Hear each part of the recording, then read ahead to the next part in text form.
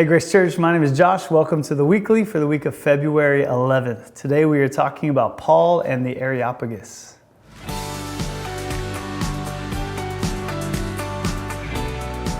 While Paul is waiting for his friends to head to Corinth, he is sitting in the city of Athens. He looks around, sees that they are hyper spiritual and religious, engages in a conversation that leads him to an invite to preach or to share at a place called the Areopagus on Mars Hill in Athens. And so this environment had lots of different idols, and one of the idols was inscribed to the unknown God.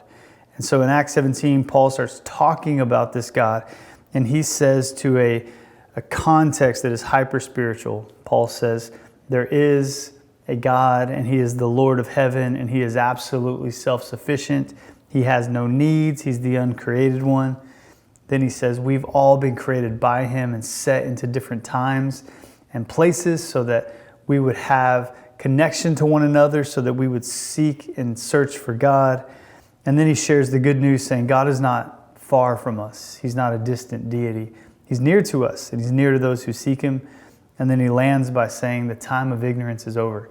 Jesus is now the place to put our trust and our faith in order for us to be saved. And so this week we tried to look at this story and say, how do we learn from Paul's approach? The context he was in, the way he communicates, how do we learn from that? And there was 4 things we said. Number 1, Paul was burdened by the spirituality of his day. He was greatly distressed, like Jesus was distressed for Jerusalem. His heart was broken.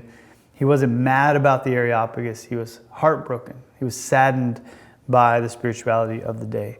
And we have that tension because it's easy for us to get mad, because the moral vision of Jesus's kingdom is at odds with the moral vision of the world. And we have to make a choice. How are we going to respond to that? Are we just going to get mad, or are we going to humbly and brokenheartedly engage and be burdened?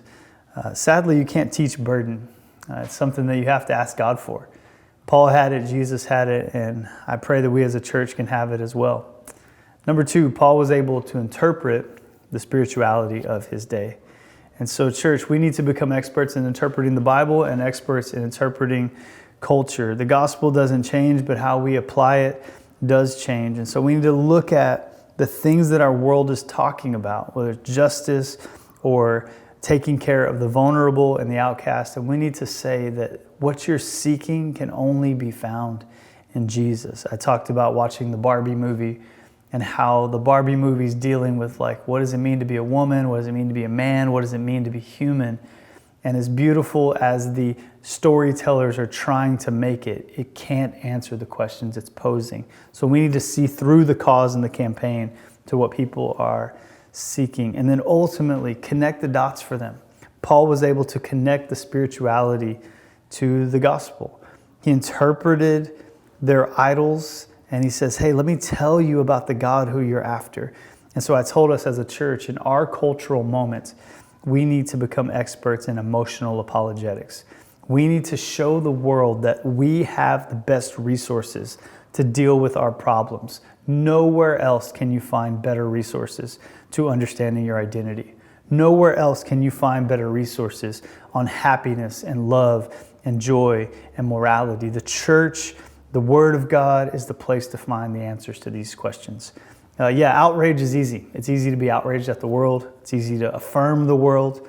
But we've been called to do neither of those things, but rather to stay in the culture while not affirming the culture, while not being outraged by the culture, but by sharing God's love for the world in our context. And then lastly, if we do this, the gospel will do what it always does. The gospel in any culture offends people and attracts people.